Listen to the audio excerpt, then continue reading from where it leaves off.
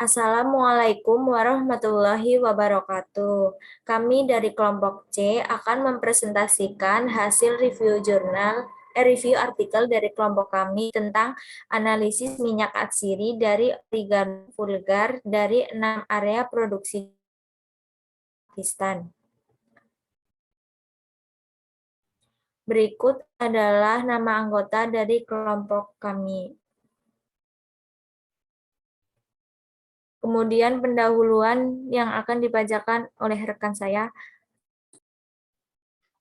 Baik, terima kasih kepada Safa. Satu, pendahuluan.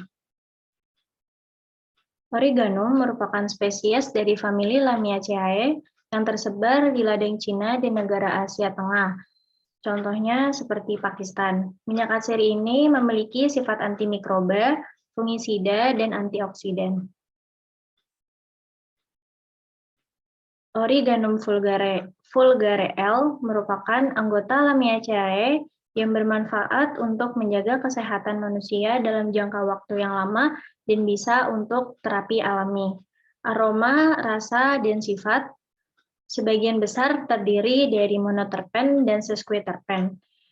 Origanum vulgare ini bisa digunakan untuk mengobati banyak penyakit seperti gatal-gatal, sakit perut, haid tidak teratur, gastroenteritis akut, dan bisa juga untuk mencegah masuk angin. Next.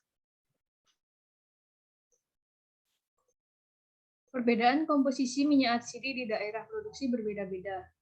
Hal tersebut disebabkan oleh tahap perkembangan atau variasi kondisi budidaya tanaman, atau sebagai akibat dari modifikasi struktural atau fisiologis tanaman, sehingga diferensiasi komposisi memerlukan analisis rinci menggunakan kromatografika spektroskopi massa dan penerapan analisis komponen utama. Pada penelitian sebelumnya telah ada yang meneliti analisis komposisi melalui GC Flame Ionization Detection dan GCMS tentang kandungan minyak atsiri dan komposisi kimia dari O. vulgare dari Kumanaon Himalaya, Campania, Bosnia, Korsika, Bulgaria, dan Lituania. Tidak adanya laporan mengenai komposisi minyak atsiri O. vulgare dari Cina dan Pakistan, sehingga dilakukan penelitian ini dengan tujuan untuk menganalisis komposisi kimia minyak esensial dari 6 area produksi O. vulgare berbeda di Cina dan Pakistan, serta membandingkan perbedaan komposisi kimia dari minyak atsiri dari 6 wilayah tersebut. Next.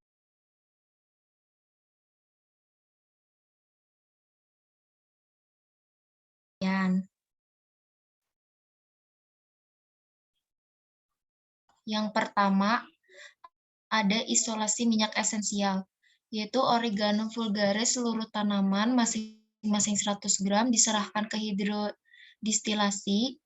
Kemudian pada akhir destilasi, minyak dikumpulkan, dikeringkan dengan natrium sulfat anhidrat sebelum dianalisis, diukur, dan dipindahkan ke labu gelas dan disimpan pada suhu 4 derajat Celcius.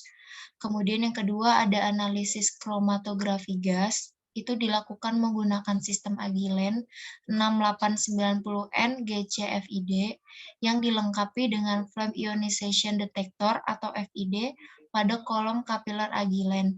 Dan temperatur kolom diprogram dari 40 derajat Celcius hingga 250 derajat Celcius dengan laju 5 derajat Celcius per menit. Kemudian yang ketiga ada analisis kromatografi gas spektrofotometri massa.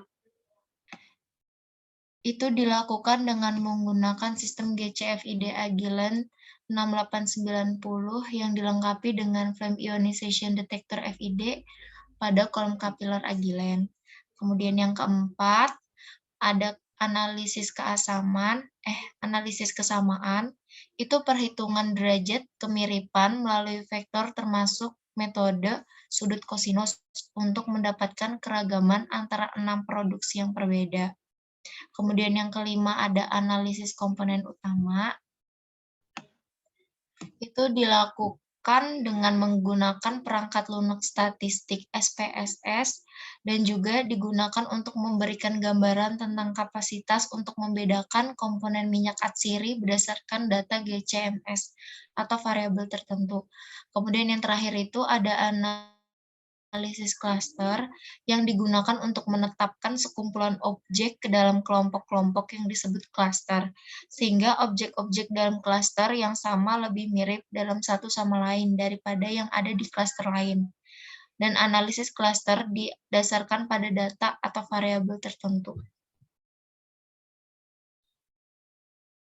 Selanjutnya ada hasil dan pembahasan. Analisis komposisi minyak atsiri melalui GCMS itu adalah sampel yang berasal dari 6 pabrik yang berbeda mengandung semua komposisi diantaranya monoterpen teroksigenasi, hidrokarbon sesquiterpen, dan sesquiterpen teroksidasi. Golongan senyawa monoterpen teroksigenasi didominasikan pada semua minyak atsiri. Pada sampel S5 dan S6 memiliki kandungan hidrokarbon sesquiterpen tertinggi, sedangkan S6 memiliki kandungan sesquiterpen teroksigenase yang tertinggi. Dan komponen hidrokarbon monoterpen berada pada sampel S3, S4, dan S6. Selanjutnya adalah analisis kesamaan. Analisis kesamaan ini adalah melihat derajat kesamaan melalui metode kosinus sudut.